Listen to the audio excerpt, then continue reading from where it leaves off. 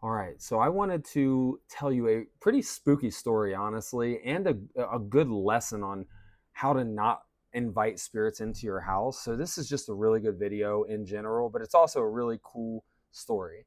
So and it's spooky as well. So if you don't like to hear the spooky side of spiritual stuff, then I wouldn't recommend listening to this. But it's a cool one. So my grandma and my mom and her husband, my grandpa and my mom's sisters and brothers, they all moved into a new house. And when they were in there, they were unpacking boxes. And the way that this house is set up is it's like the front door's here, then you come in, you have to go over here to a room, then back to a room, and then the kitchen is in the back of the house. You can only get to that kitchen by going through those other rooms. So we have my uncle who's in one of the rooms, and that you would have to go through, and then my grandma is in the kitchen, so the final room basically.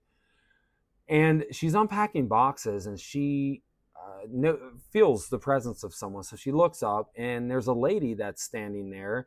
She's in an all black trench coat, and she has all black hair. She has a black hat on, and she's holding an all white poodle. And this lady, she said, "Hey, how are you?" And my grandma's like, "Hey, how are you?" And she's like, "What are you doing in here?"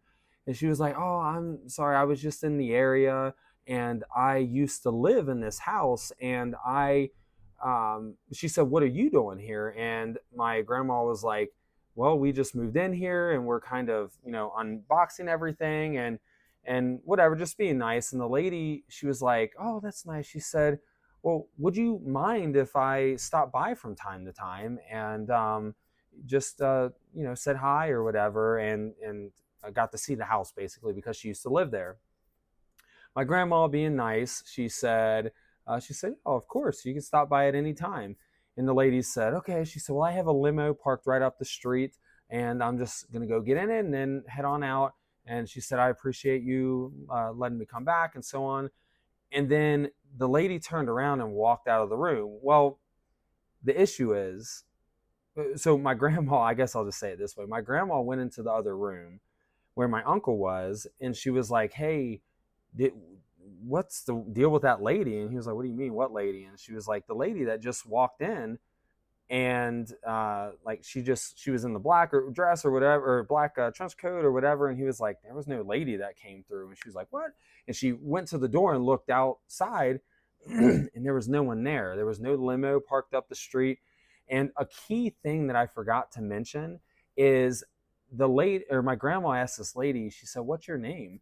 And she said, "My name is Rose." She said, "And my husband and I lived in this house a long time ago, and his name is Cliff."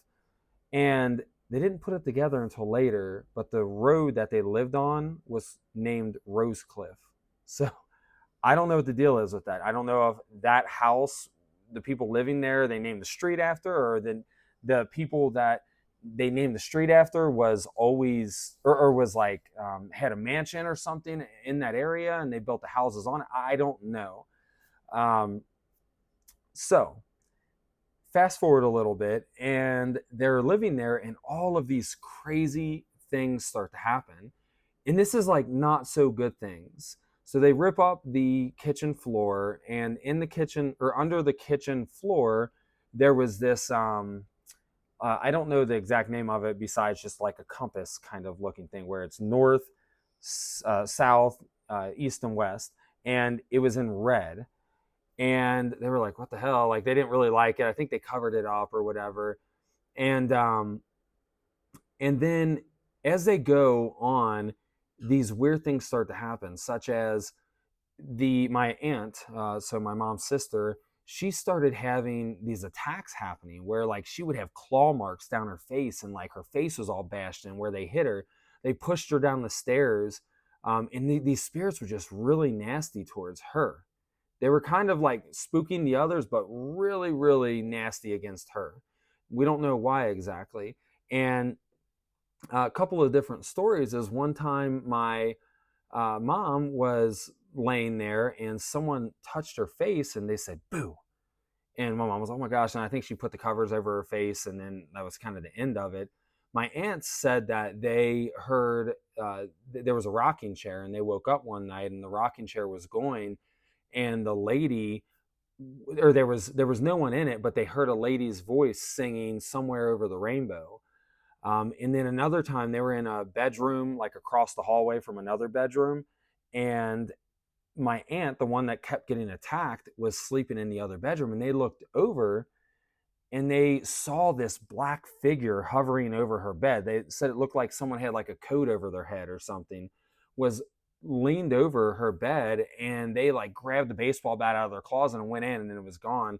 And they got a good laugh because they're like, what the hell are you going to do to a spirit with a baseball bat kind of thing. But um, and then a couple other things that happened was they were having a Halloween party down in the basement, and they were setting up pumpkins, and one of the pumpkins went across the room and hit one of the sisters. And the sister was like, why did you throw that at me? And they were accusing the other sister of throwing it, but they were like, I didn't throw that at you. So the spirit threw the pumpkin. And then I think there was something where my grandpa was going downstairs, and there's like a basement door down there, and he got up by the basement door, and there was this face in the basement door, and he was like, oh my gosh, what the hell was that? And there was one instance, I believe they had a priest come in, and the priest was saying that he thinks that the spirit, that there's something left in that house that the spirit wants. And when they peeled off some wallpaper in one of the room, there was blood all over one of the walls. Super weird. And then what was I going to say? Oh yeah. So then my mom was telling me like there's this little indentation in the wall in like the hallway where you would sit like a phone on back in the day. There's a phone jack in and stuff. But in the bottom of that, in the back, there was this safe kind of built into it, and it took a key, and they didn't have the key to it. So they could never get into it. So they had no clue what was in it, but they had a hunch. They had a thought that whatever the spirit is after is in that box, but they can never get it out, and so they never really knew. And then fast forward, they all moved out and got older, and I truly believe that that spirit followed my aunt around, and then started possibly tormenting others in the family and stuff. But just such a crazy story. They were saying that it was truly some demonic stuff, where you would hear people calling your name. My aunt was walking down the hallway, and she said she heard a spirit. She went and told her mom, my grandma, that a spirit, or that a lady was in the bathroom, and she said my aunt's name, and she said, come to the bathroom. And my grandma was like, you do not go in the bathroom, go to your room. And then she went into the bathroom, and there was no one there, but there were some clothes hanging up of all the daughters, and the aunt that they were telling to come to the bathroom, her clothes were rocking back and forth on the hanger. So just some really nasty stuff. And they said that the attacks didn't start happening until my uncle moved out, and then that aunt took over his room, and then all the attacks started happening. So I don't know if maybe the uncle or her taking his room did something, or maybe the spirit felt like the uncle reminded her of her husband. I really don't know. But such a crazy, crazy story. And my mom drove me by that house one time, and it looks like just an ordinary house, but you get some very weird vibes there, some really weird vibes. So what I want to say is that you see movies, and there's like always a vampire or something, and like if it's a vampire movie, and they're like, oh, can I come in your house? And they can't come in the house without being invited. And I just want to make this point and make sure everyone understands this. A lot of spirits, or almost any spirit, cannot come in your house unless you invite them.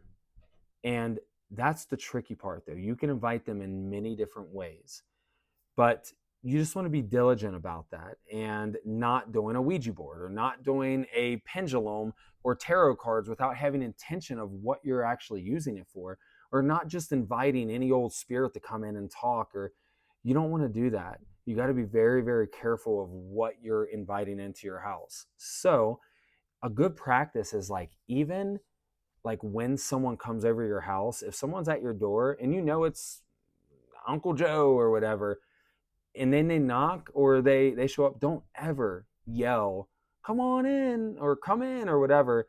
I've heard stories of people where they heard a knock on the door because they were expecting someone, and then they say, oh, come on in, and then they look and there's no one there. And then hauntings start happening where they start experiencing attacks or different things and stuff, and that is because they invited something in. So spirit can try to trick you that way as well sometimes. So you just want to be careful with that. And in this case, that spirit came in and said, hey, do you mind if I come back from time to time? And my grandma was like, oh, yeah, sure, fine. That was inviting her back and letting her have free reign of the house. So you want to be very, very just careful about that. So with all that being said, I've been really excited to share that story because I thought it was just a creepy, crazy story. And I have some pretty crazy stories that I'm going to continue to tell in the future. And I look forward to being able to just share these stories. They're really cool.